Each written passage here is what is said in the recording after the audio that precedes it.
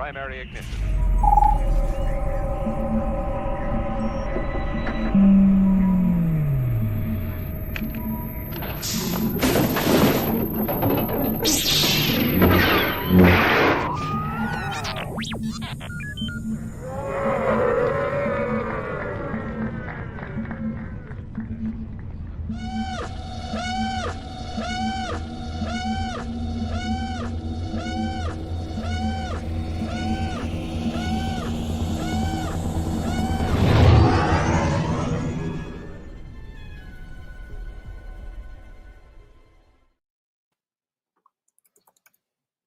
Hey, everybody. Hey, Hello there. Bright Suns. No, it's not bright. Dark suns. We live Dark suns. I am broken. I'm a mess. I'm not sure I'm going to survive another week of this, y'all. Oh my gosh. Here we are. Third arc. I have friends everywhere. Third arc of Andor. Oh, I know. Crush, Screen Crush has got a shirt that has the Rebel Firebird, and it says "I have friends everywhere" on it. Oh Okay, man, I have to buy it. I got to get it. my I gotta friend buy Becca one. has one. If you want to support a small artist, All right, yeah, I will she has take that. one We on will Etsy post shop. that in the group. In the It's group to be brown, found. Let's and do it has this. like the Andor font, and it says "I have friends everywhere," and it's got like the Firebird symbol. So That's fantastic. I love it. I must have it. It's time. It's yeah. time. Oh I my also God, need you guys. Ferric, Stone, and Sky. I need that too. Stone and I need Sky, that. yeah. Yes. I had Dave design. I bounced an idea off of Dave, which we were talking about earlier in the week, and he made my vision glorious. So possibly fantastic. soon to come in the T Public shop. Oh, I hope so. I hope so. Oh, You and cool. me, we can do matchy at some point. With Daughters of the Galaxy. Absolutely. Let's do it. Oh, Sarah, you had the same idea I did. Rebels Revisited. I had to wear my Rebels Revisited shirt, especially because Yes. Mark's not here. Ha ha ha ha. We love you, but also ha ha. Mine is in the laundry. Oh no. I didn't get the memo, but I'm wearing Taylor Hawkins, so it's okay. That works too. That works too. Yeah. No, but with the gloriousness of connectivity that happened in this arc and in particular in this episode, I felt like it was very apropos. Yes, Well done. same here. Definitely. Oh my Well done. gosh. Okay. Okay, so I have to ask. I keep seeing your figurine in the background. Who is that, Sherry? Oh, this was my latest bargain from the Disney outlet. Mm-hmm. It's Fennec Shan. Oh, cool. She's gorgeous. Thought it might have been her. $8. Yes. Stop. By That the is way, a Sherry's fabulous- paying 50 I'm not bucks for that keeping thing. her though. I am sending her to my friend Lonnie's daughters because they collect all the dolls, and they didn't have this one yet. So I That's so love sweet, that. Sherry. That is so Oh my nice. god, they're gonna love it. Yay! Oh, isn't that amazing? Good. It's such a bargain. Oh my god. I know. I wish And I I hope bought they- two now. Right? Have they ever met her before? Have they ever met Ming Na Wen? I'm sorry. The daughters, have they ever met the actress Ming Na Wen? I don't know if they've met her at. I don't Maybe. think so. Because they live in California, so hopefully maybe yeah, but someday they're they Northern California, so they don't get as much. hopefully maybe someday they can get it signed because she was just the nicest person. Yeah. when I Oh, met yeah. her Agreed. at AwesomeCon. She was so amazing and just loves this character so much. So that would be like really special for them to get to do Yeah. that. She With was at the- Cincinnati Comic Expo last fall, and such a sweetheart. Oh, so nice. So nice. They give us the okay. First of all, I have to say, Mark dropped into our little like, "Hey JB," our little group chat for this watch along to say hello. Good luck with the show. He's in visiting his in-laws, so that's why he's not on with us tonight. But this is a terrible episode for Mark to not be on. I know. You He know, brought that it was on so much. That was just poor planning on his part. I'm Yeah, sorry. for It shame. just How really- dare you have Mother's Day and be with your mother-in-law? And But that's not for another 2 days. Like God. they should have had technical difficulties or something on the flight down so that they could delay long enough for him to. No, it's okay. Family always comes first, right? Family always comes Why first. is Mark angry at the airport during the show? Well, you see. He's getting side eye from the securities. He's over shouting into his phone like, "Did you see this episode? It was amazing." Yeah. Oh. Yeah, long awaited, and I thought really well delivered. Oh, Oh yeah. yes. So Really much well has delivered. happened leading up to this episode, as they covered in the watch along last night. Last night. Yeah. Uh, rest in peace, Cyril. Yes, it finally happened, and I have mixed feelings about it personally. Mhm. I just know Um, I was shocked. I was just stunned. Like I kept texting certain phrases to the group about my emotions as I was watching these episodes, and that was the scene where I had to keep pausing because that fight was intense. Oh, he was I- fighting like a one of the madman. most brutal fights I have ever seen on television. Someone said that was like John Wick level fight, and I was Mhm. like, yes, it Having was. seen all of them, absolutely. Mm, mm. I think the fact that he went through all that trouble and like his career and everything had been totally upended because of Cassian Andor, and Cassian goes, "No, you are." Kind of, Mhm. Yeah, that look on his face is like, how can I have invested so much time in you and you don't know me? Mhm, mhm, it's mhm. like it reminded me of like the whole. Okay, it's like par for the course when you're going for revenge against someone and you Yes. make vengeance your entire life's mission. You get this tunnel vision and nothing else matters, and you don't see that like it's just you playing this game. As Carrie Fisher said, resentment is like drinking poison and expecting the other person to die. To die from it. That is exactly why I was hesitating because he was like, "Oh, it's all Cassian's fault." I'm like, Is Is it? or was it his obsession that it's this guy's fault and he got away from me and he's not paying for what he did and he just completely loses sight of I mean, everything else around it? if he had just let it go like his superior had told him to, it wasn't, you know, Ah, I'm and like, then one of those everyone things they would have been. commonly threw under the rug, you know. Mhm.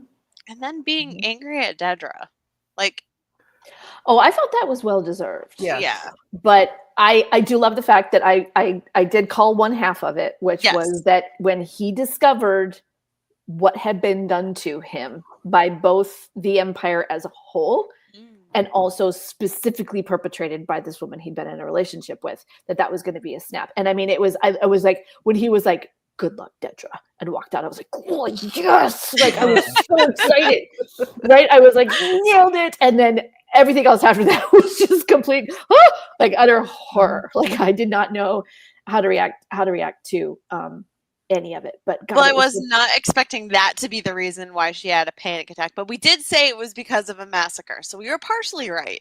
Mhm. But it's not because that there was a massacre set up, it's the fact that Cyril was involved in this massacre and she knows he's dead. Yeah. Yeah. So that There could was be pretty. so many. I so don't many think angles she and aspects of it. agreed quite with the massacre either. I I thought don't think she liked it. She didn't like being used that way. She really Mhm. didn't. I don't think she agreed with it at all. She knew what needed to be done to achieve it, but because I of her think, empire upbringing. I think to a smaller degree, she was experiencing the same thing Cyril was because it was through his eyes. Like she saw him after having lived there and bonding with these people and understanding the tragedy on both sides. And she knew how much it was bothering him and how much it was upsetting him and how much he really thought he was doing the right thing. And so to me, I don't know, it was the vicious, cold manipulation of everything and everybody, you know, and she saw it on both a macro and a micro level. She saw the manipulation of an entire planet because the Empire needs the planet. Tough noogies, people. And also at the very micro level, that she betrayed the most important person in her life to get ahead. And so she saw it and she couldn't stop it and she was in it, but she was still horrified at the same time, you know? I mean, it was just the most brilliant like dichotomy of mental breakdowns. It was amazing. It was stunning. Yeah, JB, it's shocking to me how easily I forgot about Cassian's sister. Yeah. Mhm. With everything going on this season, it's just like, wait, that's where we started with him. Mhm. So JB says, so had Cyril listened to his supervisor, would we have had Andor with the rebels by Rogue One, or simply just obsessed with trying to find his sister? And that's a very good point. Yeah. Would Wix and Endor have ever gotten back together? Would she still be with Tim? Tim. Sorry. Living happily on Ferrix? I have that Happily? guttural reaction every time. I did too. Yeah. He Way was, to go, Timmy. yeah, his jealousy was his Yeah. downfall. Yeah, it's that sequence, it's that domino cadence effect of events that is just mind-boggling. At any one point, was it enough? And honestly, that's kind of the one part about it that I liked. And I think it's in this episode where they start talking about it. They started flirting with it a little bit on Yavin with the Force healer, right. That destiny might kind of be a thing. Are we meant to do certain things? Are we meant to be in certain places and times and whatever? And is that a part of the Force? Cassian being called the messenger. I think you would have gotten there sooner or later. I don't think whether it had been Cyril or anything else, because Marva knew that the Empire wasn't going to let them live alone for long. Like their need for taking over and for dominance and everything was not going to let them leave every planet alone for long. Like they wouldn't have been in peace, and she knew it. So I think something, whether it be through Cyril and the Pre-Mor people, I honestly, he would have been put in touch with Luthen in another way. Like, it's. I agree. It would have been a different, like another what if. It would have been a different sequence of events and maybe different people involved in a different, maybe more compressed timeline. Yeah, but the fact that prequels can be done in such a terrible way, they can really muddy storylines and violate continuity issues everywhere, and the fact that it was just clicked together in such a lovely way, even though we all know where the story is going, I'm still invested. Like I was still mortally terrified that Cyril was going to snap and kill Cassian, and I kept telling myself, you know what's going to happen, but like I had this physical reaction to like, oh my god, run away, like I couldn't. He was fighting to kill, like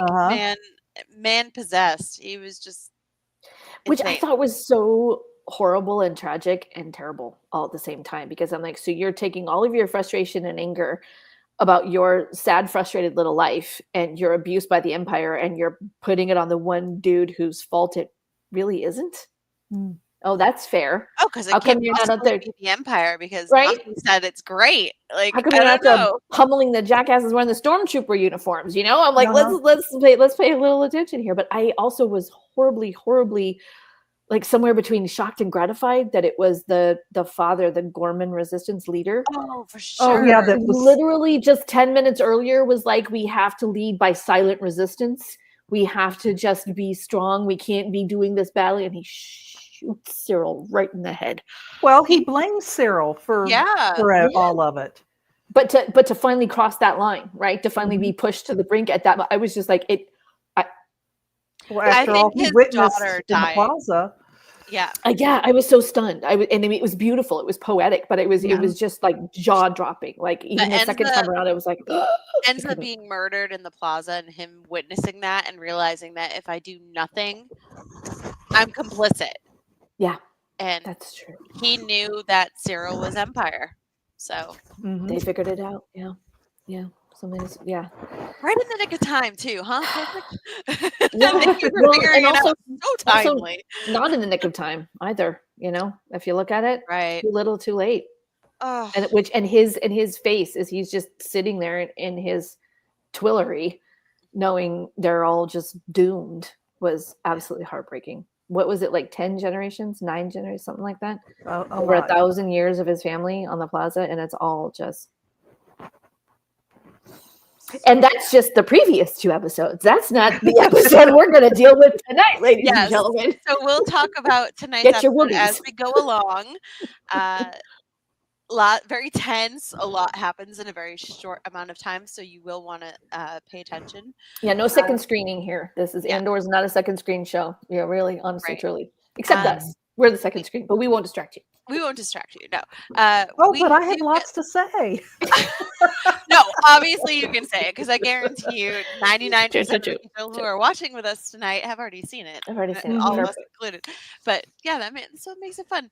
But having and Tony Gilroy was absolutely right about this. Like easing Bail Organa, played by Benjamin Bratt, into it allowed the return of Bail in this episode tonight not be so jarring and not be so like, oh my god, who's that guy? What? That's not Bail Organa. That's not Jimmy. It didn't bother me at all that he was Bail.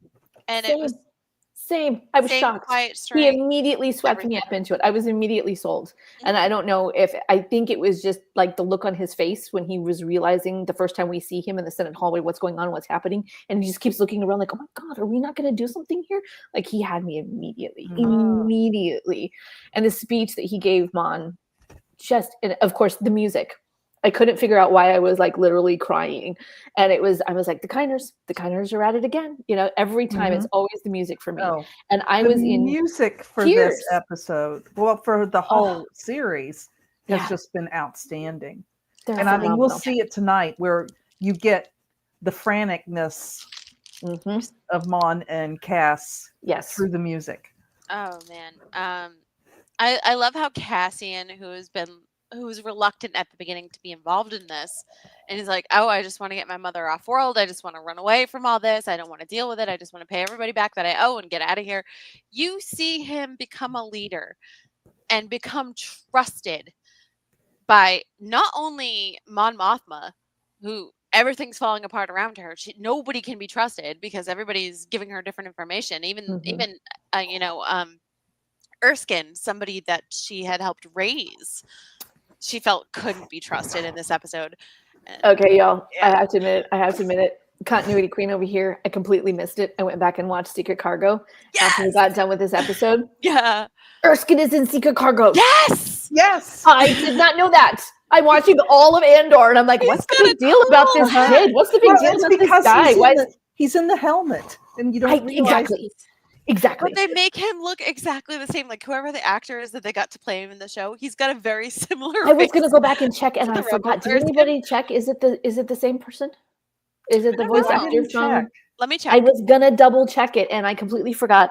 And I was like, that would be kind of great, honestly, if they went back and found the actor from Rebels and brought him in. It doesn't have to be. No, it doesn't. But it's still like hell. Cool. It's not like he's a famous person like Benjamin Bratt or something filling it. You know, it's not a really well known, at least not to me, actor. And so I thought, gosh, that'd be really cool. Samaj.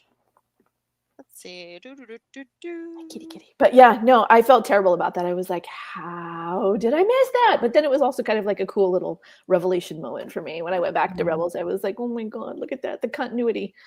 Because it could have been anybody, but they chose to connect it because they could. You know? See, I picked up on it back during the wedding, and he was talking. That's amazing. Yeah. Oh, I love that. I love that. That's when I got it too, and I was just like, oh, okay, that's cool. I can deal. Yeah. Because I remembered the character. I knew about the character. Piero Neil Me appears as Erskine Samaj. Let's see. I'm trying to see the voice actor. He was voiced by Josh Brenner in Rebels. So different actor. It's cool. Okay. But as you can see, like the face is just like it's great. Incredibly similar. And I think that's probably what I appreciate the most with my little neuroses over here about it is like they didn't have to create this character. They didn't have to make that connection, but they did. And they found a way to make it meaningful and powerful and to really elevate the Mon Mothma character in this episode and to highlight the uncertainty and the danger of being a part of the rebellion at this point. And they did it in such a phenomenal way. You know, I just appreciate it so much. They did it in a way where even like Bale's people didn't know that Bale's people couldn't be trusted. Like that poor guy, he was just like, I don't know, I just met her. He's like, I have no idea what's happening. And the guy who did know what was going on was killed. You know, I mean, yeah, it's just, it's brutal. It was a lot. Yeah. Oh man. But yeah, JB says, I'm amazed how many parallel stories unfold this season with different paths based on small events and decisions. Yeah. So we see a lot of that tonight in this episode. A lot. Yeah. It really is. We're going to start, you guys queue up your Disney Pluses. We're going to start in about another minute or so. We'll get everybody a chance to get set up. We're watching season 2, episode 9. Welcome to the Rebellion. I have this amazing story about that line that I was not aware of. We had in our group chat, someone posted a EW article, which I was not aware of. That line was never a part of Tony Gilroy's plan. He was not planning on using it. He was not interested in it. Really? No, he has a son who is quite obsessed with Star Wars and is constantly teasing Tony Gilroy about the fact that he doesn't know as much as his son does. So he only added it to the season 2 scripts after his son was visiting his house while Tony was working at the computer, was giving him a hard time about it. Like, you don't know enough. And he finally goes, so he was giving him a hard time, really being a goofball, and was like, so, where is, who's going to introduce the line, rebellions are built on hope? Who's going to do that? And Tony's like, what are you talking about? And he's like, well, it was in Rogue One. First it was Diego, and then it was Jen Erso, and then it was who's going to do it? And he's like, well, isn't that a thing? Isn't that from somewhere? And the kid's like, nah, dude. That's You did it. You got to figure this out. Until he's like, he's like, I got nowhere left to go. I believe the phrase was he had very little runway left in his writing. So they just decided to give it to a minor character.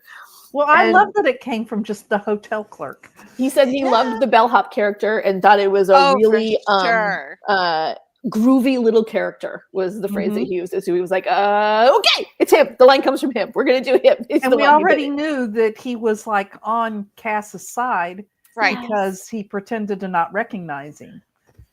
Mm-hmm. Yeah, he didn't blow his cover. I was really hoping that when Cass went back, he was going to be like, take your wife, take your family, and get out of here right now. Like, I was really hoping it was going to be, you can only save a couple people, save him.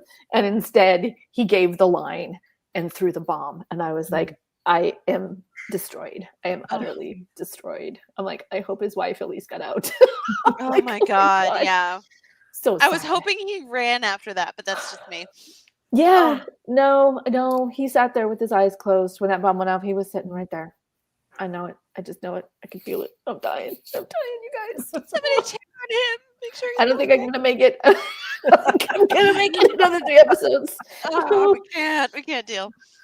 Oh, my remote. Okay, here it is. Okay, guys. Let's do this. Let's queue up our Disney Plus machines.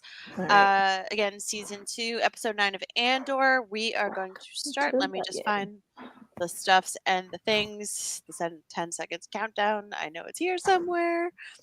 Remember when I said they made this idiot proof? Apparently they did. It's there. It just needs to be like alphabetized. Mark can never find it either. It's all good. You guys, this is what happens when you sign up to push buttons. Stuff happens. It's why Skip avoids it. Yeah. Oh, no. Somebody, stinky punky muffin. No. Okay. Na.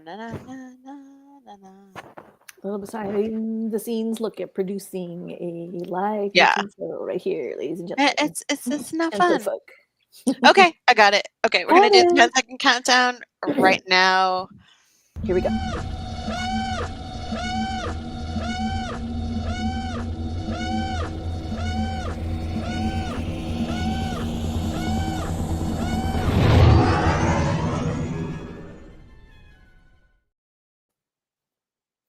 Don't skip the recaps. Yeah. Yep. Never skip the recaps. And the intros. I know. It's not a big thing in our family. We tend to skip all those. So, y'all, I'm making an effort here for you. That's all I'm saying. I love this line, but if I'm giving up everything, I want to win. That is hitting home. That is hitting home right now. Mm-hmm. Let me tell you. And I thought that was really interesting, like being the senator who's trying to insist everybody stay calm, don't agitate the empire, whatever. And I remember thinking, bruh, that's not the way to do this. That is not the way to play this. And then we get this episode, and where does it get you? Mm-hmm. Oh, I loved the Force healer. Mm. And I loved that Cassian and Marva had like a massive suspicion against it. Like, I thought that was a really interesting little tweak. And that Bick said they wouldn't be able to use it to con people if there wasn't something there that worked. Right? Yeah, like, for sure. So as you can see, they've been doing some serious work on Yavin 4. Yes. Mm-hmm, mm-hmm. I kept scanning the background thinking, maybe Chopper's there somewhere. I know, me too. So hard not to. So also, guys, go ahead. Oh no, I was just freaking out because I realized where I'd seen Vel before, finally, and it took a meme to do it. She was one of the faceless men from Jaqen Hagar in Game of Thrones. One of his little girl soldiers that kicked Arya's keister, and then Arya killed Yes. her. So, I know her from a Doctor Who Christmas episode oh, during Peter's season. She plays a really, really funny girl in the episode where they have face huggers. It's the Doctor Who version of of course they do. they call them dream clams. It's a whole other thing. So yeah, but I like her. She's got a really funny accent, and she dances to the Slade song, the Christmas song. So, Oh my gosh. that's where I knew her from. And so when she popped up here, I'm like, that's weird. Okay, That's weird. those KX droids can throw. They were horrifying. I know. I don't remember them being so resistant to blaster fire before. Well, and all I can say is that must tell you how much K2 had to have gotten shot in Rogue Yeah, One they for it shot to him have like actually a taken him down. bajillion times in that movie. So And I was like, when they started to run, I'm like, I don't remember them running either. I mean, like they were no longer slow zombies; they were fast zombies. Like they were gonna come for you. There's no getting away. I was like, holy crap!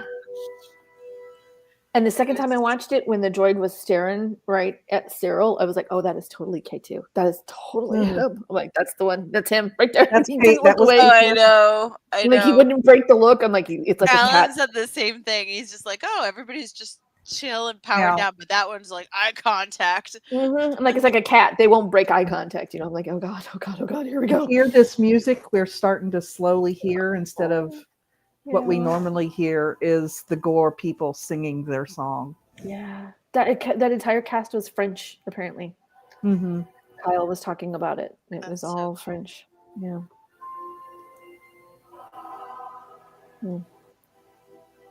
I just realized they had like 2 pieces of Andor merchandise at Celebration. Well, not at Celebration Anaheim, but in Disneyland during Celebration Anaheim, and it was a pin that had the Andor logo and the Firebird, and it was a This T-shirt. is gorgeous. I love this opening with the Oh, me water too. and then the Green. murking of the image of the Senate, and then it cuts straight to Bale.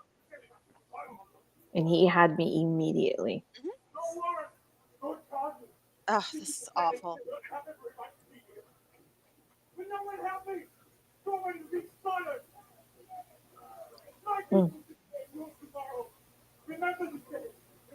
You might want to turn it down a little bit, or we'll get flagged.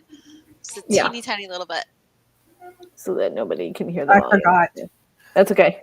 I know I had my TV on 30, and I'm like, oop, gotta turn it down. Yeah, we gotta do subtitles, otherwise we're accused of streaming illegally. Mhm. It's insane. And I love this. They haven't Oh. won yet. Mhm. Yes, he can work miracles. I love her right here. I can't take it anymore.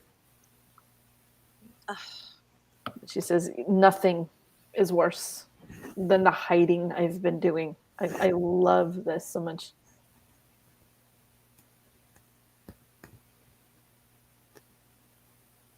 God, the parallels. This is so cute. He's like, we have a plan, dear. I don't know where you've been, but we've had a plan for a while.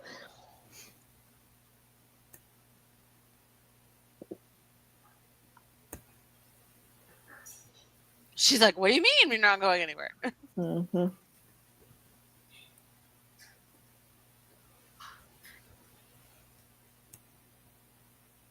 This broke my heart. His face. We have to buy time. He has to stall. That's why he's there.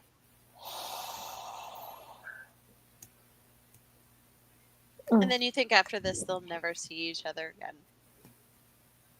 Don't they see each other in Rogue One? Do they? I thought they were do. in Rogue One. I think they might. Yeah. That he does Sorry. show up at Yavin eventually. At some Yeah. point, I thought in the early part, and then obviously he was back on Alderaan at that point. So the other thing I thought was really interesting is I wondered if he was going to invoke his daughter, because he's clearly the senior senator, which means that she is the junior senator. And so I'm wondering if somewhere near this time she's doing the Princess on Lothal, because that's about 2 BBY as well. So I'm Yeah. wondering if the reason that she's not there and standing by him and doing her thing is if she's off running around doing her little secret squirrel things, like Stealing what we ships. saw Yep. in Rebels. Yeah. So I thought that parallel was very interesting. Hey, look, they have a 3D printer in Star Wars. Okay. What is that? The knife? Were either of you shocked when you saw Clea's hair down? A little bit, yeah. I liked it. I was like, "Woo! It's about time she let her hair down." She had I was it like, in season 1. Like she wore the hood and she was like marching through, talking to Vel, and she was wearing. Was like, it a red down robe. though? Yeah. Okay. Because when I saw that, I was like, "Shit, gonna get real." She has literally let her hair down. It is no more Miss Uptight. It is Clea come to playa right here. I was like, "Oh, here we go!" Like her hair's down. All holds are all holds. No holds Clea barred. come to playa. You need that on a shirt. Dave, Jeff. There we go. Okay, so I had to rewind this scene because my husband was so focused on the stupid carbon freeze thing on the left. If you look to the left of the screen, that's one of the carbonite frozen things, like in The Mandalorian. And when it flips, the camera flips, you see there's a bunch of them stacked up like there was on Mando's ship in season 1. He was not paying any attention to the conversation. He was looking at the stupid carbon freeze things off It's the hard left. not Well, to be over honest. on the other side of the screen is the costume of some character from one of the games. Really? I don't remember. I wasn't familiar with the game. Armor from oh my god. Babe, what game is Star Killer armor in? Is it Force Unleashed? Yeah, it's Force Unleashed. I asked the gamer guy. I got it. Oh, I love this one. She's like, all right, how about you tell her you're done? How about you tell the senator you just can't do it anymore? Clay is going to smack some sense into you. Oh, and I love this is line. something he keeps saying. And she just kind of make my own decisions. He's being just very selfish, wanting to be. I thought that's what we were fighting for. I thought all of us had a right to make our own decisions. Oh, that was so powerful. Yeah, I think you're right, Sherry. It was really interesting that he keeps saying that. And I was like, you mean you haven't been up until now? Really? But then I think that also kind of lends some weight to like a destiny kind of thing. Like he feels like he's not making his own decisions because he keeps ending up in places he's supposed to be, Alan just made a really good point. He's like, Cassian's done because he has Bix. He has someone waiting for him. He can be done. So that right there. Yeah. With Genevieve and those Chandrilla things behind her. My first thought was, oh, Genevieve won 2 Emmys. Because they look like Emmy awards. I thought it looked like an Emmy thing too. Yeah. Right. Oh, I loved that when she was just like smack. I was like, oh, girl. Like he puts it down carefully, and she's like, "I don't give a fuck."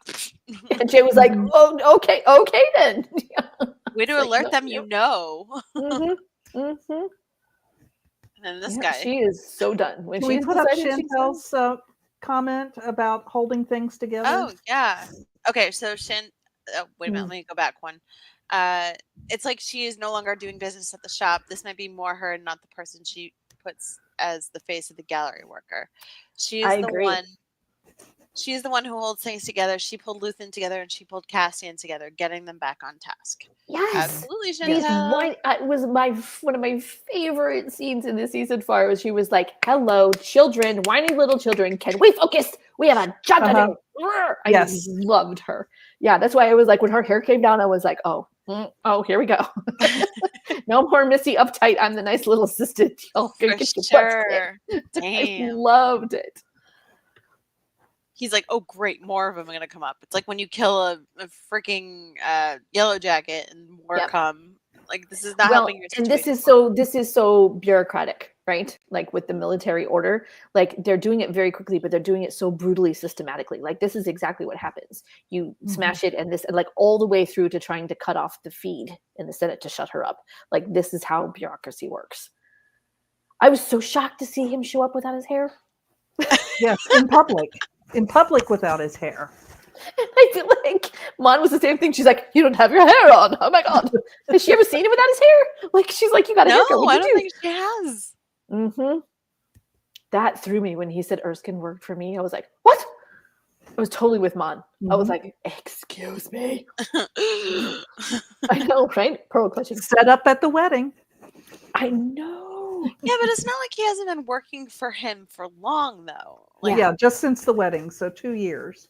But still, she trusted him. Like she thought this was a bond that they had together, and instead it was one that was manufactured through Again, Luthen. it's protecting her. Like, I don't Yeah. understand why she's so like about it. Really? Like, Oh, I completely got it. I was like, really? because of what she said. Because like literally right in front of her in a split second, he decided take Homa was a risk that we can't have, and he was dead.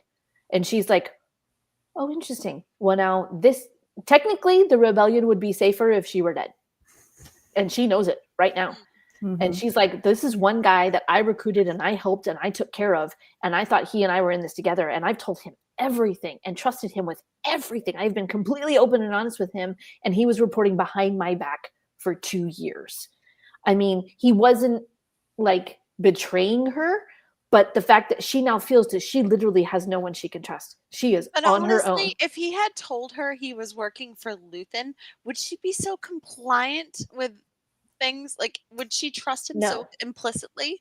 No, exactly. Yeah. So either way, it's Like like she you did says if you here, do, well, did that if you suddenly don't. makes me quite a risk, doesn't it? I don't think she's even that mad at Erskine. I think she's just bloody terrified. Yeah, She's Uh-huh. like, I mean, even like in Rebels, Zeb is like, oh, that lady's got guts. I'm surprised she's still breathing, right? Like she is For doing real. the thing that no one in all these years since Order 66 has had the guts to stand up and say.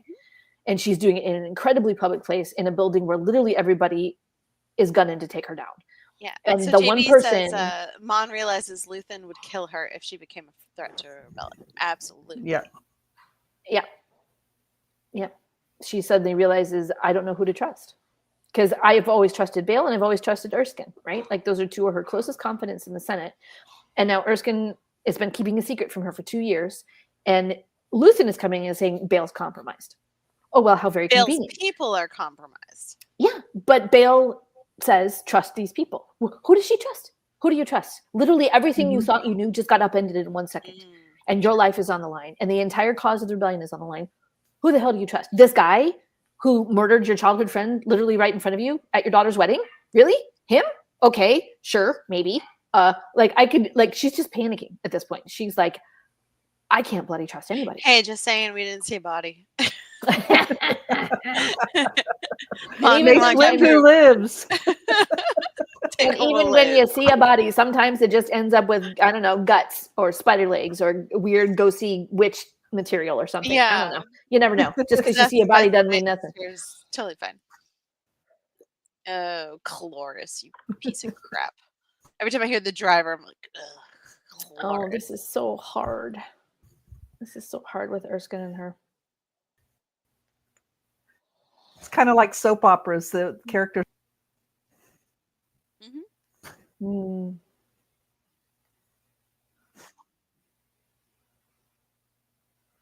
I sent this gift to Mark because he wasn't going to be on our show You tonight. did. I feel so betrayed. But I mean, that just, she's like, you were the one person I thought I could trust. You were the one person I thought that we were genuinely, honestly, openly Like, in this even together. more so than her family, you know? Oh God, her family knows nothing. Yeah. Her family, and I'm I just did thinking- wonder if we were going to get like a little peep, a little quick conversation with the daughter or the husband. Nope, that's it. She just goes. No. She stays in the Senate all night and she burns everything and leaves without ever even, at least not that we see, a thought for the husband or the daughter. If they survive Mm. and they know that she helped bring down the empire, like, that'll be enough for her. Well, and also that's kind of a way I had the thought earlier today that that's her way of protecting them. Yeah. Because they can Sure. honestly say, I don't know her. I didn't talk to her. I know nothing about this. And they can back it up. There was no communication. There was no message. There was no phone call. There was no And nothing. they won't know until she makes the speech. Exactly. So I had And even kind of then, that thought, was cut off right at the end. So they've got everything. yeah. So I kind of thought, how could you do that? And I thought, well, duh, because that's how you save them, right? Yeah. Doesn't the Senate building look like the Fifth Brother's head? Yeah, it does. Or Enbo's. Dave Filoni's bounty hunter from Clone Wars. This very much so reminds me of like where the cosmic beings are in Bill and Ted Face the Music. This I love this scene between the two of them. Oh, major players. Mhm. Here we go. Well, yeah, him like, that's the deal we signed. All those years And here's ago. Clea Yeah. saying, She's like, "Come excuse on." me. Hello. Focus. Pay attention. What is the plan here, people? God, I love her. He's like, what do you mean? She's like, well, someone knows. And walks away from these idiots. Fine, I'll figure it out myself. Man, you're such children. I love her to pieces. She's like, I'm just so sick of your crap. Also, once again, shout out to Michael, the costume designer in this. Like, Yeah. even in chaos, the costumes are impeccable. And her dropping the robe that comes up later. Loungefly needs to make Cassian's bag. Loungefly needs to make all of Cassian's clothes.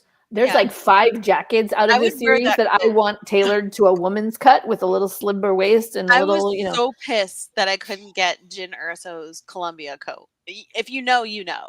Oh, see, I don't like Columbia that much. I just want like actual design. It was I want like her first one clothes. that they came out with, like before they started doing like an annual design for it, and it was just like, oh, it came with like a removable vest and it had the shawl, and I was like, okay, that's kind of cool. But I got the Her Universe one instead, so and it's got the Death Star plans on the liner, and it's got the removable hood scarf. You appeared when I needed you. He's like, I'm starting to wonder. You know, you were just there. Every time I ever needed you, you were there. Maybe there's something bigger here. At least he believes in that and not that he's being stalked. Because a less religious man would be like, I think you're following me.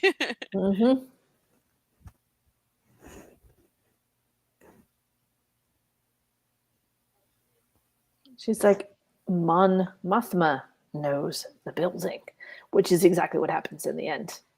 She's like, forget the loading dock, we're out of here. Oh, and this is so funny because neither one of them can say it. Lucien can't say it. Cassian can't say it. And Clea's like, fine, I'll say it. She gets arrested. We are screwed, people. There is nothing left. It's all over. Because you know she's not going to survive a mind probe droid or any other kind of interrogation techniques. No. She knows everything. She gets arrested. That's it. It's all over. Yep. Which to me is why she's so afraid. Because she knows she either gets out or they have to have her killed. Those are the only options for the rebellion to survive. Cloris. Oh, I don't like him at all. But, you know, Chantel does ask a good question.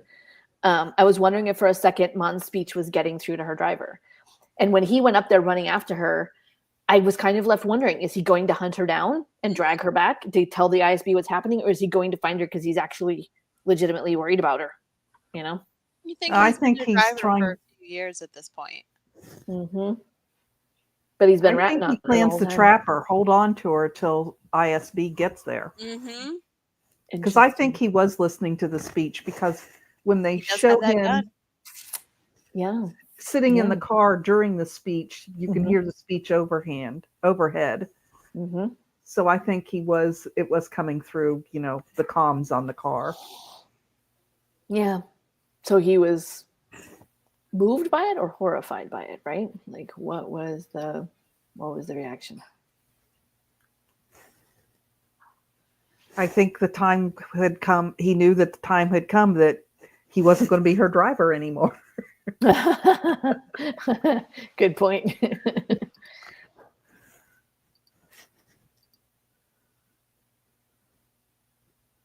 God, can you imagine running an organization like this, just watching up and being like, hey, yo, let's go run a heist together. None of us knows each other. I'm like, I mean, there's not even a password. I mean, at least that's like, what I think. How did they know that they were the three that were supposed to be the three?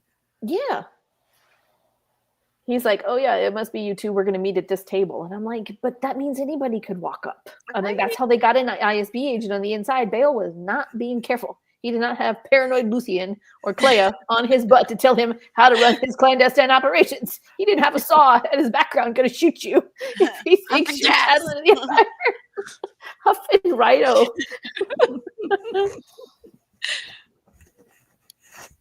This is so Hunger Games. It's not funny, but they're all just like listening.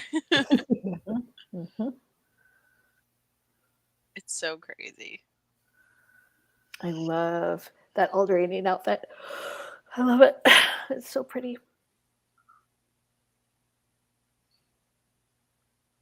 She's so nervous. I feel bad. Mm-hmm.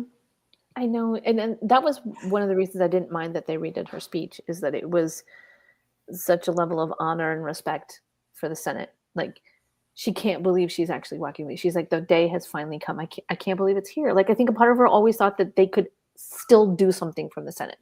Like, they were powerful enough to do something. And the fact that she's actually giving it all up right now is just killing her. She's had to have been there for 30 years or more. Yeah. Yeah, she said she was like 16. She was like 14, 15, 16 when her and Perrin moved to, yeah. Jeez. She said, nope, I don't know them.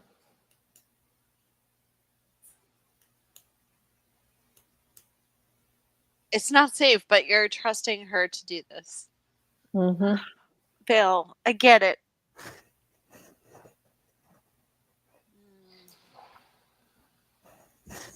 I love this line. It's almost as good as Marva's. Yes. Mm-hmm. That's a good point, Chantel. I agree. Tear the shit out of this place. Okay. And I love it. Chantel said this, and after this, I think this is why Mon trusts and has Cassian by her side and believes him so much in Rogue One. Agreed. But in the end, and that was the hardest part about watching this, is that she says all this, and in the end, she still caves. She still caves in Rogue One, and that is just so devastating. Like, she still capitulates to the fear and the, well, if we just do what they say, maybe they'll leave us alone, or we can't stand against them. They're too big. They're too terrible. Oh, to be fair, I don't think she was at the point where Saw was yelling at her yet. Actually, yeah, it was a little bit before that. So, yeah. But to have Cassian say, we need to do this. This has to happen. And she just can't Okay, quite get this character right here, the Senator Senator Nico. Mm-hmm. Doesn't he remind you of Kim from Skeleton Crew? Yeah. The owl? Oh, I hadn't thought of that. I thought that he was one of the ones that Mon was negotiating with to try to get votes at the beginning of the Gorman arc. That's why I thought I recognized him from. But maybe he does kind of look like that race, doesn't he? Kim is like little though. Well, and this is I think this is Maz Kanata's people. This particular senator right here. Yeah. I think it's the same race. He looks like a Maz.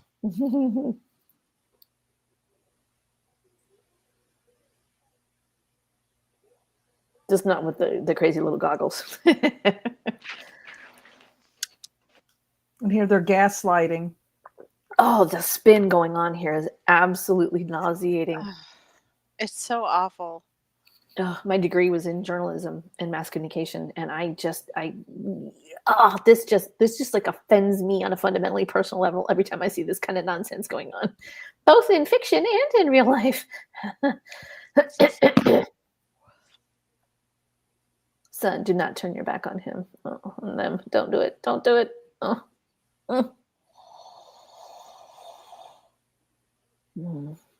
There he says it, the keyword emergency. Mm-hmm.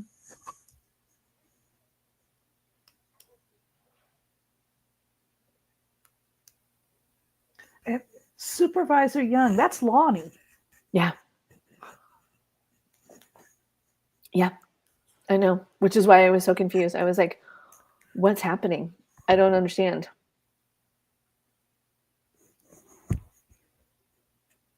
Did he double cross them? I don't know.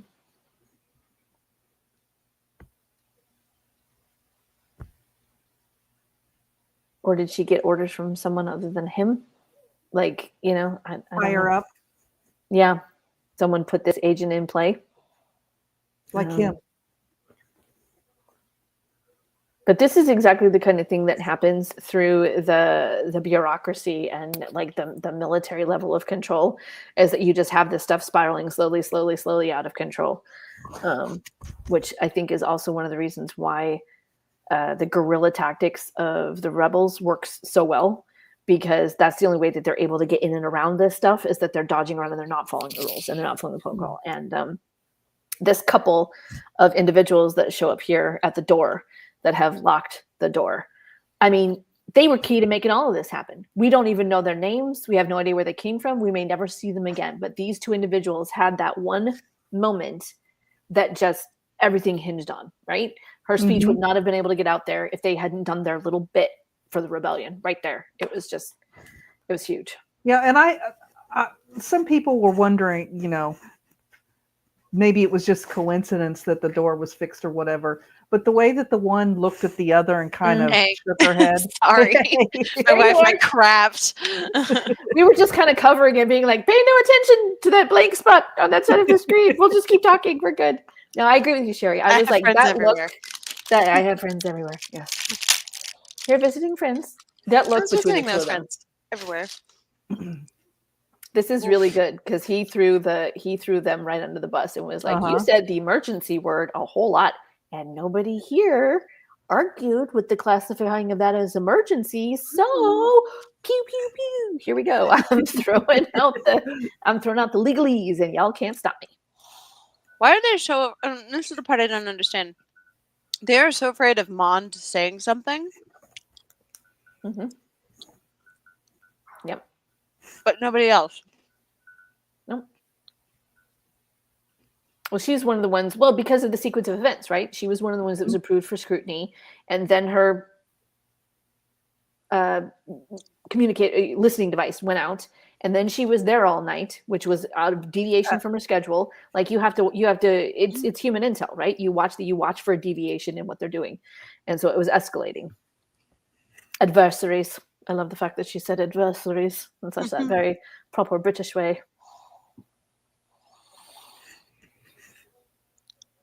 Bye, Chantel. Thanks for coming. Good to see you.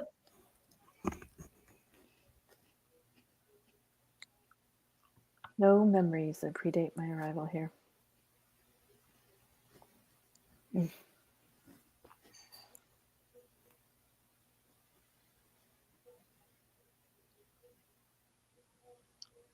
I thought this was really, really, really well done, even though the words that were shown in the hollow speech on Rebels are not exactly the same. It's the same idea. It's a different speech that she gives on Rebels. There's two speeches. The one at the beginning of the episode when they're showing the hollow, that's this speech. It's supposedly this speech. Yeah. Which is different.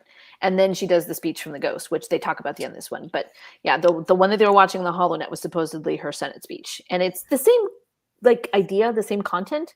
They just changed the wording a little bit, which I think is appropriate, not only because the original speech was probably written well before it aired, which would have been 2015 or so.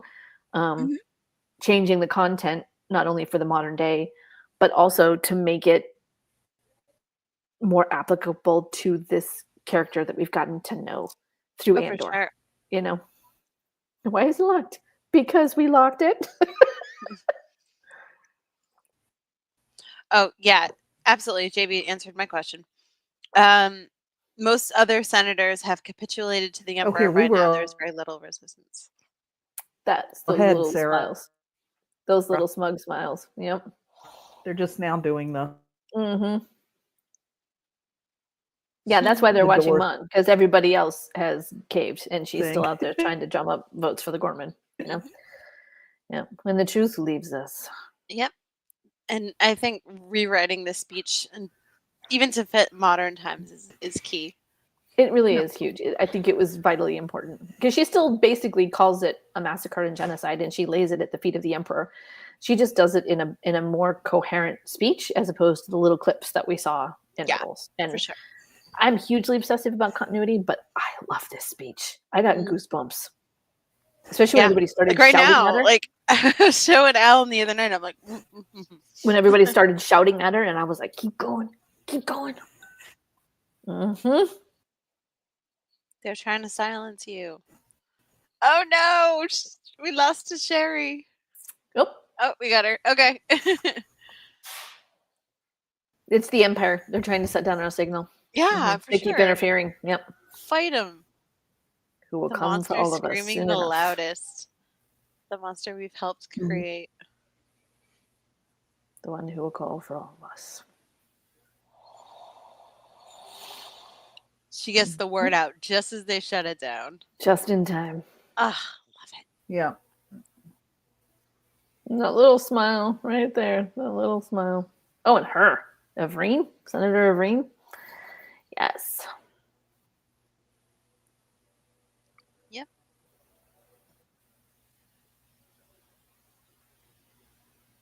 I just see Palpatine throwing those things at Yoda. I just can't. Yeah, for sure, JB. This is how liberty dies.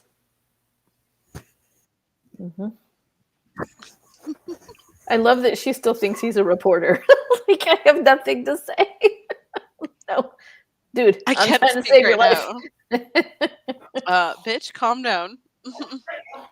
Oh, there it is.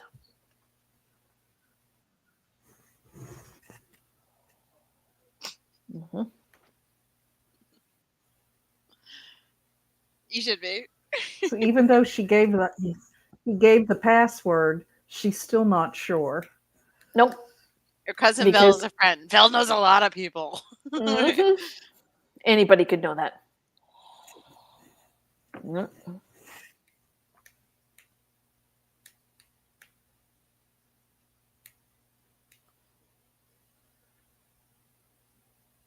I'll be right behind you. So yeah, you have to listen to them. Oh, this scene. Oh. So intense. Oh. Thankfully, Erskine was there. Oh, good. I think this is when she thinks that Cassian's the one to trust. Because she believes that Luthen was right. Yeah. ISB. Doesn't hesitate. Not for a second. That poor guy. It's like, I just work here. Nobody's going to shoot Erskine. I just work here. Thankfully, Cassian didn't shoot him because I really believe he didn't know. No, he didn't. There was one plant and two legitimate people. Yeah. Just be quiet and stop talking.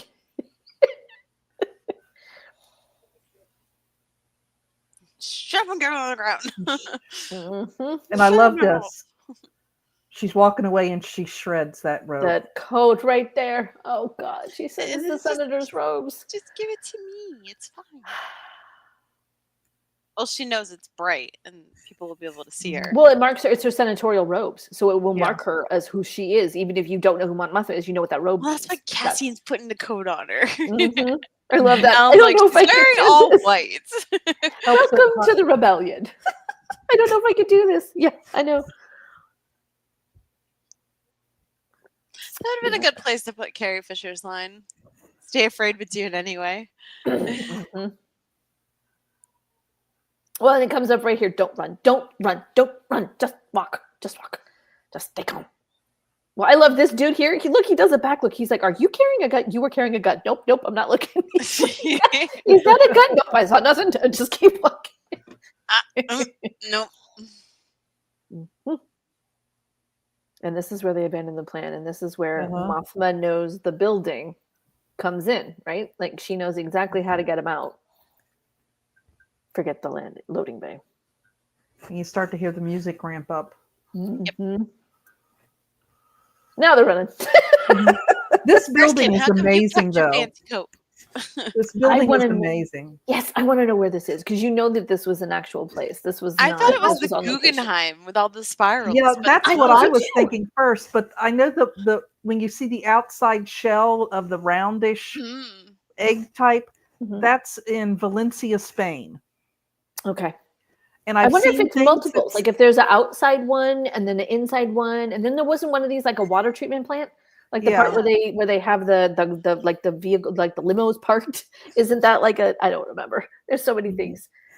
I can't wait to get into the behind the scenes stuff on this. But I read that first I saw that there was an aquarium inside, and then it said a museum. So maybe it's like a combination aquarium museum. That was one of the things about this particular arc was the number of extras they had in these 3 episodes was mind-blowing. Oh, yeah. And even the costumes on the extras are so intricate, you know? Yeah. And you know they're not all CGI. Like some of those are real people. And even if just a fraction of them are, that's a lot of people. Oh, yeah. That's a lot of people.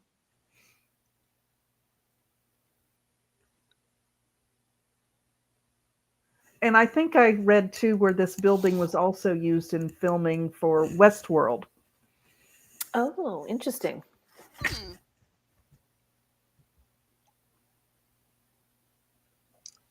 You know, Mon's reactions, her faces and all this thing when she's like, "You killed that woman," and then she does it again here. Like she is just so appalled by the violence. Like she just does not know what to do with that. Mhm. Somebody posted a picture of like Mon and Cassian walking down the stairs and like Cloris's dead body on the ground. I'm like, why is there a body on the ground? Now it Mhm. makes sense. Mm-hmm.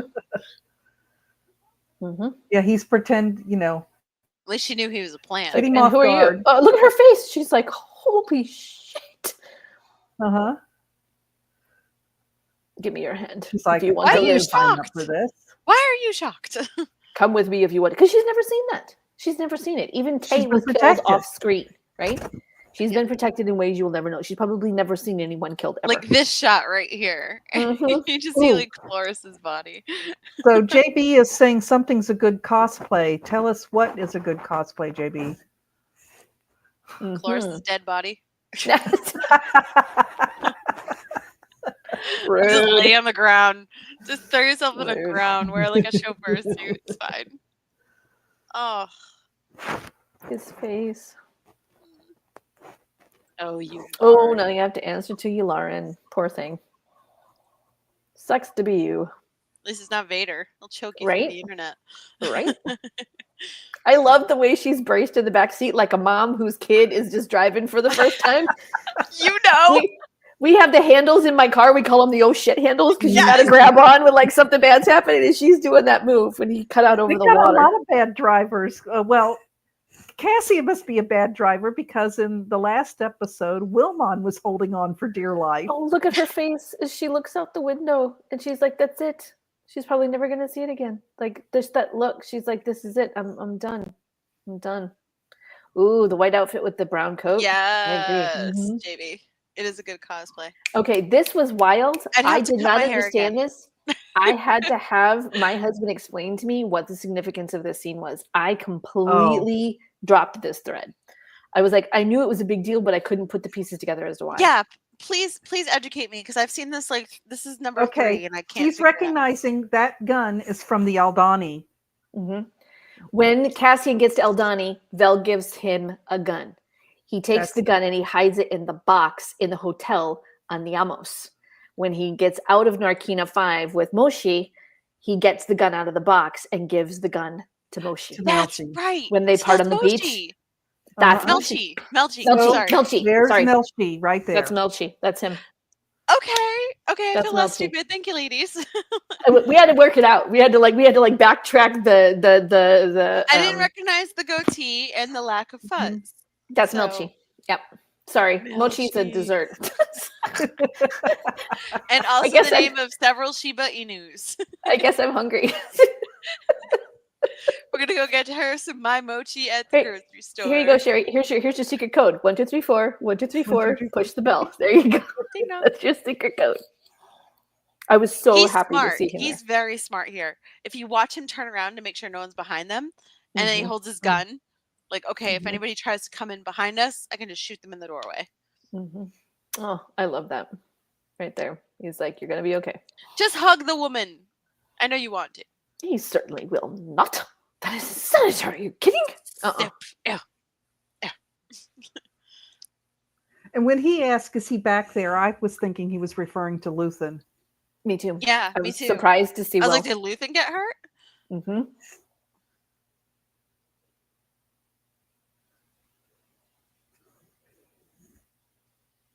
All right, this is gonna sound crude, but I'm sorry. But do you realize how many better things, better ways the rebellion would have ended up if Will could have just kept it in his pants? I mean, I seriously think Brasso wouldn't be dead if he hadn't tried to romance the farm girl. And then Yes. he's got to go for the little French German revolutionary girl. Like, my God, man, just can we get to Will, the you war are not first? that cool. Just keep it together. Sorry, just keep Will. it together. Just keep it in your pants. Seriously. Tired I of mean, you how killing many more people would be alive today if he'd have just, And B would not have been left on the farm. No. I'm just saying. I'm just Drop saying. your dog on a farm upstate. That is so wrong. Speaking of, certain chain of events kind of thing here, I'm just saying. I love this. I love that, you know, she's getting to see that there are other people there. And Now, I this did is see where interesting some right people here. were complaining that, they really messed up the continuity because Erskine and Mon have different outfits on here than what they do in Of course we they have do. a They're whole gonna other Rebels. year. But it's like, yeah, they've got time to get different clothes. And cut her hair. Yep.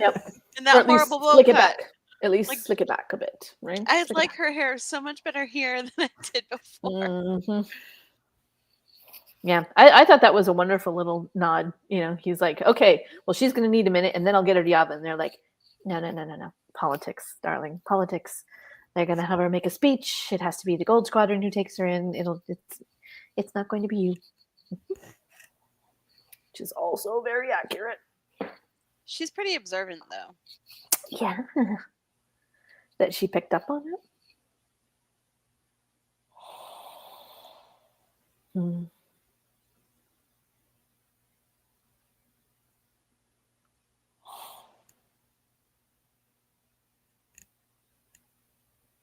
I'm telling you, if she comes to Rhode Island, Mark's head's gonna explode. Oh, please come to Rhode Island. Rosario's coming. Rosario's coming to Rhode I know! They announced her today. Island. I'm So really exciting. going to try and make it to Rhode Island. That would be so fun. Yeah, Texas is a no-go, but Rhode Island, yeah. It's a little longer to save. A little longer to save. Mhm. Those jump seats Especially look like since the brakes those and jump tires took my Disneyland money. Well, yeah, they'll do it.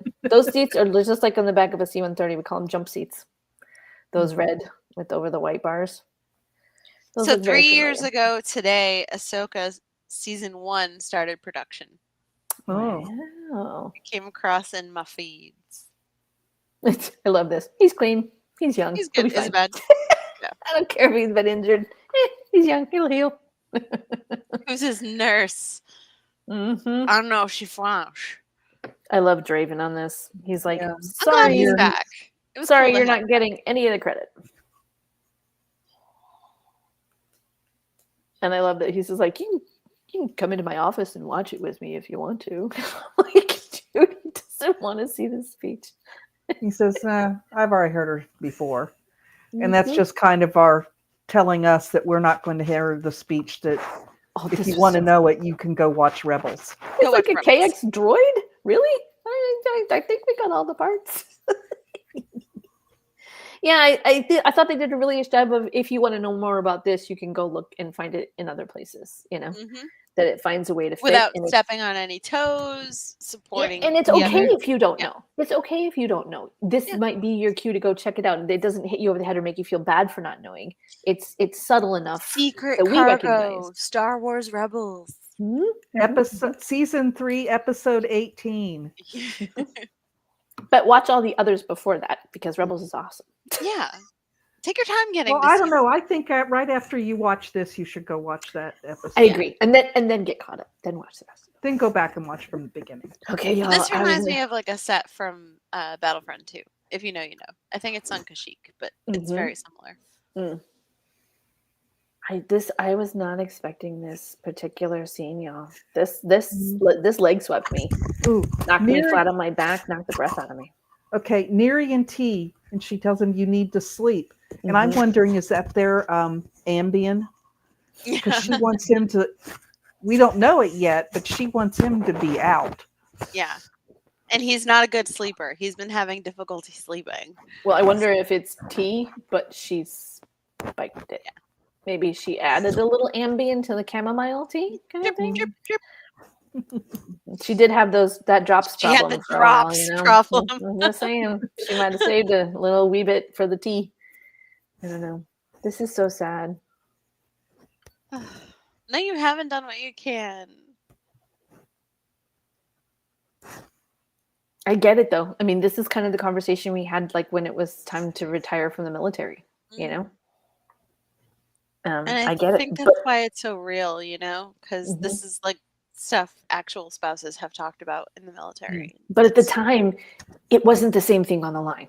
Like it was 3 years ago, life was very different. Oh, for sure. So I don't know that we'd be having the same conversation now. And to me, that's kind of what Bix is picking up on. Is it's like, we're not just going to go hide on some quiet backwater planet. We tried that, right? They tried it Yeah. on Mina Uh-huh. Rao, and it And did she is not getting bloody work. emotional here because she knows, like, she's already made up her plan, and she's just, you can see it on her face, like, she knows what she's Mhm. going to do.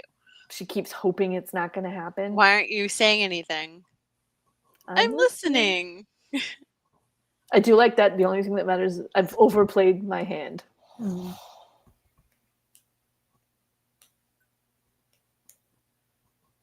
I mean, she already walked away from him once, right? She's the reason they broke up. And I keep remembering that line, I regret every second we weren't together. So you have to imagine how Hard this is. significant, how significant this is for her to even make this decision. And I didn't know how I felt about it until I read that comment about that she wasn't fridged for a male character's arc. Agreed. And I was like, damn, that is so true. Like, because think about it, like Gamora. That's what always Black happens. That's what we Widow. expect, right? Like that's what always happens. You know, Cowboy Bebop, even what technically the way you look Lyra at it, Urso. it's what happened to Leia in a way in episode 9. And there's a lot of controversy about that, but it's happened a lot in it's almost what we expect. You know, it's like the same way that a Disney princess doesn't have a mom. You know, Here he sleeps very late, as you can tell, because it's like, oh, most of them left in the morning. In the morning, yeah. So I feel like she spiked his teeth. She totally. Yeah, he was drugged somehow. It might have been a natural supplement, but she knew that, like she said, she couldn't face him. She couldn't do it face to face, right? Yeah, because she wouldn't have been couldn't. brave. She wouldn't have been able to do it. So she had to. Oh, it's a Dear Bix letter. My God, it's a Dear Bix letter. Dear Cass. And it's still pretty dark in their house when she films this. So Yeah.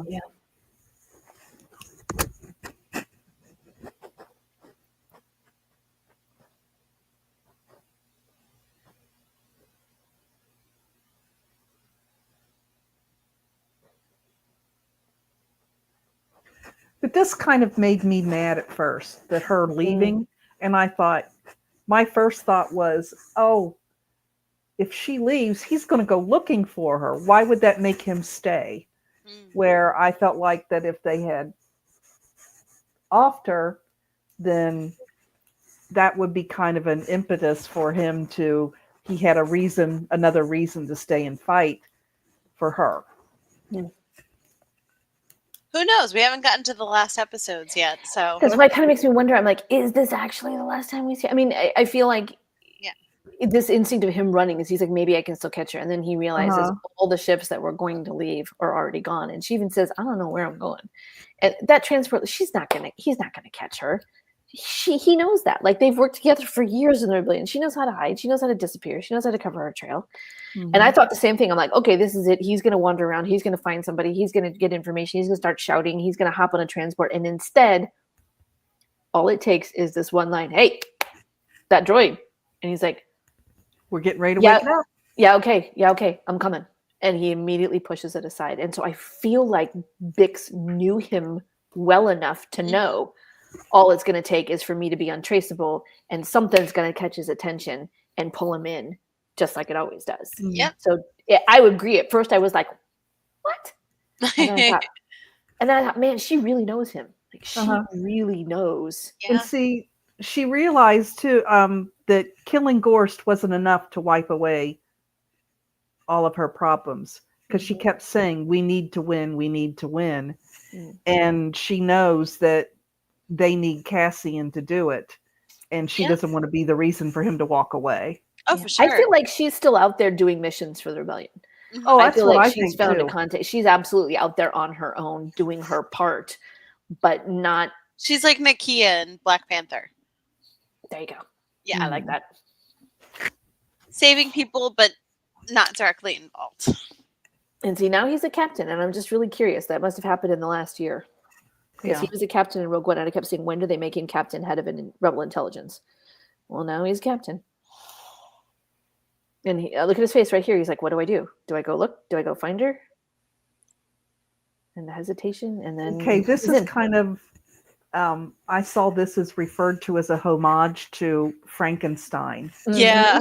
You got the monster strapped down to the table. Electricity. Yeah, the electricity that you're going to see going through his body and the way it convulses and everything. And I just thought that was He's missing a brain. Yeah. Yeah, they have to add the brain in. And then you, like you said, you're never quite sure what the result's going to be. I thought this was hysterical. He's like, here, you want some goggles? No, I'll take a gun. I've seen these guys in person. I know better. No, I'll take a weapon, thanks.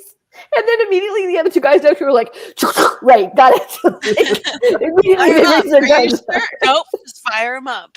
Yep. But I tell you, I am like, really upset. I was hoping that somehow B would have been rescued, but almost on his last legs. And B's hard drive transferred into K2SO. I know. You're so sweet. You're so sweet. 3 more episodes, Sherry. 3 more episodes. We don't know. Happen. I'm not sure that's it. Just hit the switch. I love that those two just immediately the more didn't even think hesitate. About it, K2SO is too snarky to have been B. I thought I kind of had the same reaction. B gives moderate sass, but he's just like Marva. He's like the old basset hound that sleeps in the corner. Yeah, kind of howls and sasses at you, but yeah. So I am so excited that Hot Toys released an Andor version of K2SO. So not only does it have die-cast joints, but it has LED light-up eyes with the USB plug. So why are you telling me this? I'm telling you this because I don't want to be the only one with a problem. Okay. And then Is it too late for me to order one? No, go right ahead. It's on this. I'll drop the link later. But they also have Rogue One. Oh, wait. The side eye when he looks at the side of his eyes. Katie's like, that's somewhere else. But I'm sorry. I need to go on record, officially out in public. 21 episodes of Andor, and I get 3 lines of dialogue. That is not enough, Tony Gilroy. You are full of crap. He might have shown up in episode 8, but that was not K2SO. That is not nearly enough. This is some nonsense. That's what this is. Technically, he showed up in episode 7. I mean, not 7. Yeah. 8. Oh, this is 9. Never mind. Yeah. 21 episodes and I get 3 lines of dialogue? Nuh-uh. No, sir. I'm sorry. Don't you give me that nonsense about he's too clunky to carry around and he takes up too much scene. For us K2SO fans, this is not enough. There'd better be some pretty intensive bits in the next 3 episodes if you expect me to be happy. Did you see where he talked about originally K2SO had a whole episode to himself that he was going to be, you would have loved it.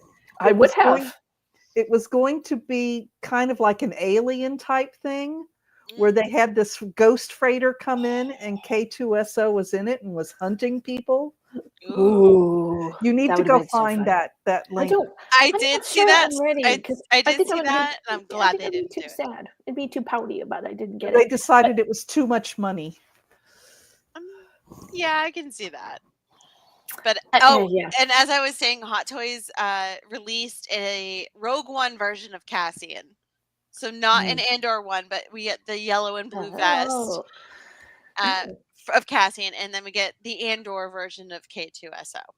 So each of them instant pre-order. I was like, yes, this is happening. I have Jin. I have Galen. Thanks to Spencer. Can I find a space for it somewhere in my house? That's the thing. I had to have a place to put it because if I order stuff and I don't have somewhere to put it, I'll be in big trouble.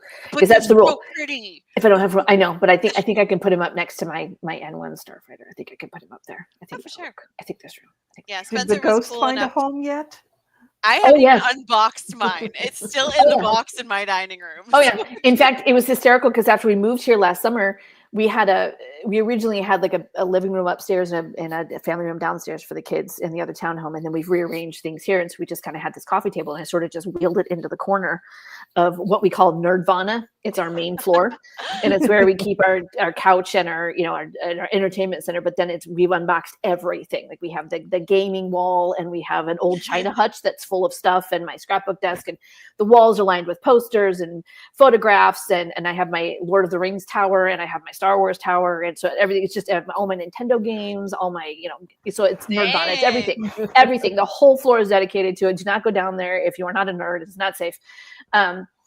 But so we had this coffee table in the back, and it had some books and stuff piled underneath and everything, and as we're unpacking and moving things around and organizing, and stuff's kind of cluttered. And my husband's very minimalist. I am very not. I am very cluttery. Love my things. Love all my things. I have a police box. It's the military way. I have a police box on my thing here. I have a little Pikachu that my friend decorated as Deadpool, and we call it Pikapool. So I have everything, all the stuff here on my desk. And he's like, "Do we really need this coffee table? Do we really need this down here?" And I'm like, "Yes, you're not moving anymore." I said I pre-ordered the Ghost. I said that's where the Ghost is going to go, along with all of the figurines. That's where it's going to go. And he's like, "Well, yeah, but it's so big." He's like, "Would it be better to get rid of this and just get a small table?" And I laughed for like 5 minutes straight. I'm like, "Sweetie, we already had this issue with Rivendell. Like, would you trust me when I say I'm going to need it?" He's like, "I just feel like we don't need that much space." So Christmas rolls around and we get the Ghost and we're putting it together. And my husband is like, "Son of," he's like, "Oh my God, it takes up the whole table. It takes up the entire table." And the figures barely fit around it. And I have some little, LED fairy lights underneath it that switch on, it lights up and make it look like stars. And he was like, all right. I was like, "Babe, trust me, we need that entire table." And he was like, "I will be," he goes, "I can't believe it." He goes, "You need the whole table." Did you not watch Mark's unboxing video? I'm just saying. Ours was already put together by the time that unboxing video happened. I was like, "Babe, I have looked at the dimensions. I am telling you, do not get rid of that coffee table." He was like, "Yeah, all right, you were right. Nope, you were okay." So yeah. So every evening as the lights start to dim, we turn on our star lights around our window. We go turn on our Ghost lights, and that's kind of our little ambient light until the sun sets down in Nerdvana. So yeah, Ghost has a home, cool. Place of pride and honor, and I'm hoping to get all my figurines signed, starting with Freddie at Rhode Island. Please don't cancel. Mm-hmm. Please come. I really wanted to get a Temple Guard mask from Star Wars Day, but those things get snapped up before I could even get in the queue. So I was going to have him sign that and maybe sign one of my art prints, and then definitely sign my Brack album CD where he sings Highway 40 with Brack. I know. I seriously doubt anyone's had him sign that before. I bet not. We're going to be standing in line going, "Hi," and I'm like, "Anything things for you to sign because you never come. So here you go. I'm giving you all my money." I'm saving these up for like 11 decons now. Come on. Cool. I love it. So bad. But yeah, that was episode 9, you guys. So much happened. Yeah, probably the biggest, most intense arc we've ever had. Mm-hmm. And I keep thinking that every time we go through, like, "Oh man, that was a lot. Oh man," and it just keeps getting worse. And I'm like, so we're actually at the point now where, my family and I, we were talking, we're like, so what's going to happen in the next episode?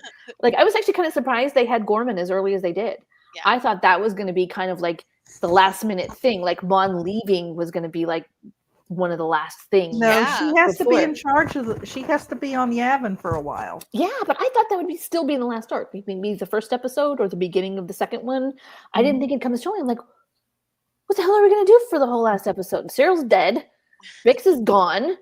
Mazma and Yavin. I'm like, what are we? So I'm like literally terrified at this point because these are uncharted waters. Gentle folks, ladies and folks. I like. I don't know. But on the upside, we have K2SO. Finally, it better be a lot of him. It better be a lot. Like of I him. said, like we were saying in our group chat, like we need a Cast 2SO animated series. It needs to happen. I think it's the best idea. Are you listening, Lucasfilm Animation? Hello. Dave Filoni, hear us. You guys like to watch our shows. You can make it a little. I think it needs to be campy. I think it needs to be snarky and silly, like sort of Star Wars Scooby-Doo. Alan Tudyk is an accomplished voice actor. He's been Hey the Chicken, Lord Turbo, King Turbo. He's been the Duke of Wesselton. He's done so much. The Joker and Harley Quinn. So let's have him do an animated K2SO. And it's such a great idea because, one of the main concerns about why we couldn't do like the full 5 seasons of Andor was because Tony and Diego were having a conversation like, we're not getting any younger. This is taking way too long. Every 2 years for one season. Right, like it's so much, but you could do an animated series. If you write them all ahead of time, you bring them in for a couple weeks, they work together, they do a bunch of crazy shenanigans, and then they go about their time. And then you bring them back maybe 9 months, a year later, and you do it for the next season. And I think it'd be fun, snarky comments, crazy hijinks. And then every once in a while you have a sad or a dark episode that comes in and reminds everybody, hey, this isn't all fun and good times, because Bad Batch. We're in the middle of rebellion. exactly. Because I love Andor and I love Rogue One, but there is very little that is light I about don't the want show. them. I don't want them to have just a year before the events of Rogue One. I want them to have the friendship that we think. I want to see I want to see every day in between, right? Like we get these 3 episodes spaced out over the course of a year. I want the daily weirdness. I want K2SO to do the equivalent of C3PO turning the heater on in the princess's room on Hoth, and then her room floods and she has to dry everything out. Like I want that kind of silliness coupled with we have to run out. I want to see, where does he get the sass? Where does he get the attitude? He downloads this, he downloads that, and somebody keeps pressuring Cassian to reboot him and wipe his memory and make him not such a pain in the butt all the time. I would love some more of that classic Star Wars humor in this world that we've created in Andor, because it's such an incredible world, but it's so sad and so dark and so heavy. And as much as I love it, that the irreverent side of me just really adores the idea of just this campy, ridiculous buddy cop animated show of all the things. Come on. I think it needs to happen. Jay says, I'm hoping lots of Cassian and K2 and Dedra versus Luthen. The hunt for Axis continues. So he's making his predictions right now. That is something that we do need to see happen. What happens to Luthen? What happens to Dedra? He's got to have his sunset moment, doesn't he? Which means we're going to be hitting the fields some more, you guys. I'm burning my life for a sunrise I will never see. So we're gonna have to see the end of that. Not okay.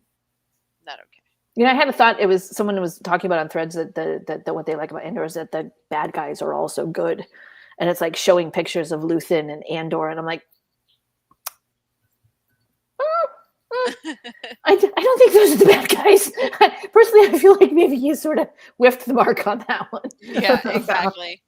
And I was Mark is good. Yeah, I hate that once again he's not here for this. He wasn't here for Cyril and Dedra's mommy dinner, the dinner disaster, the awkward. He wasn't here for this. Come on, Mark. You can't leave us hanging next week. This is poor scheduling. You. This is why Mark needs a Clea right here, because clearly his schedule is not lining up. I'm sorry. Yeah, no.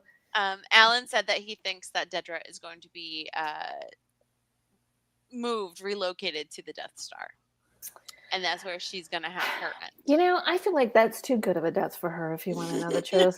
I feel like it's too clean, it's too quick, it's too simple, it's too easy. I would appreciate that, but I have learned that I am consistently underestimating the writers and showrunners of this show. Like, they keep coming up with new ways to horrify and shock and torment me and make me cry. So, the Death Star death would be too easy. Yes, so I'm like, that's I don't know. They could make it really good. I mean, maybe it would be kind of fun if she was like scrambling desperately to get off of it. Like she realizes how much trouble she's in. Escape pod, but nothing works. Oh, that'd be good. Like Tarkin is like, evacuate in a moment of triumph, and Deborah's like, hell yeah, get out of my way. What if she's the one that's analyzing the attack? Because the aide comes up to Tarkin and says, we've analyzed their attack, sir, and we realize there is a risk. Shall I have your shuttle standing? What if she's the ISB agent that's doing the analyzing and is like, you need to tell him to get off right now. We are in trouble. We are in danger here. The plans have been relayed. Okay, that I could get behind. That would be fun. Like, she's still trying. Tell them that the plans aren't safe. Like, they've been taken from Scarif. So we've analyzed their attack. There is a danger. Wouldn't that be? Because that would be. Because I feel like Cyril's death was very fitting. Like, this poor guy who was constantly struggling and always wanting to be noticed and recognized and believe the Empire was doing the right thing. And he died with Cassian saying, "Who are you? I have no idea who you are."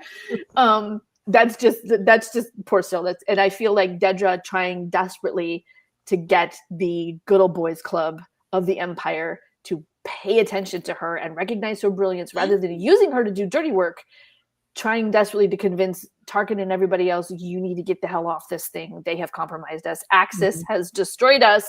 We're all going to die. And she dies being completely unheard. Yes. Like she has her entire life. Boy, that would be. So we will find out in less than a week. Less than a week, friends. Ah, I'm not What ready. do you think, Sherry? Do you have real quick before we sign off? Do you have any thoughts, ideas, predictions?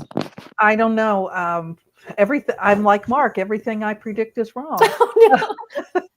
Well, see, we don't need Mark. You're here. You can do a Mark for us tonight. Mark, you can channel Mark for us, Sherry. What do you think? I think we're going to see the death of Luthen. Yeah. Disappearance. That's about the only thing I'm for sure of. And we're going to see whatever mission that Cassian was on that leads him to shooting that guy at the beginning of Rogue One. Yeah. That you're right. We don't know what that mission was, do we? Yeah, it's Can't gonna be believe it. Here we are. intense. So many, almost a decade of waiting, and here we are. The whole story. Give us all the. It's been a wild ride. We can. It sure has, and I've had so much fun sharing it with you guys. Oh, yay! Thanks for doing this with us. It's been fun. Thank you all for joining us tonight. If you have any, go ahead. I want to do one little shout out to Sarah because today happens to be Military Spouse Appreciation Day. Oh God. Oh, I'd forgotten about that. Yeah. And even though JB's retired from the military, you put in a lot of years supporting him. Mm-hmm. So thank you for your service as well as his. The family, and you've kept everybody rolling through it all. So it takes a lot, and we salute you. Yes. Oh, that is so sweet, you guys. Thank you. Gosh, I really appreciate that. Thank you. Yeah, sending out lots of love in case there's any military spouses out there that are watching or listening. We see you. We hear you. We love you. Hang in there. Barracks, Stone and Sky. Stone and Sky. Stone and Sky. We have friends everywhere. We do. This is true. That should be the military spouse motto. We have friends everywhere. Because you probably do. Yeah, a lot. Oh, well, thank you. All right, guys. Oh, you're welcome. Mm-hmm. We'll catch you guys next Friday night. But in the meantime, finale. Yeah. We have Unifying Force on Sunday, I believe. Sure. You can join Dave and Kat and Geo for that. Monday night is another episode of Clone Wars Revisited. Mm-hmm. I think everybody will be back by then. I'm not quite sure.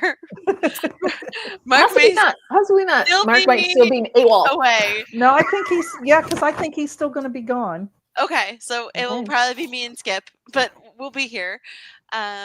Tuesday night we have the Zoom chat, the hangout. Make sure you guys get in there, and of course, the series finale of Andor on Tuesday night.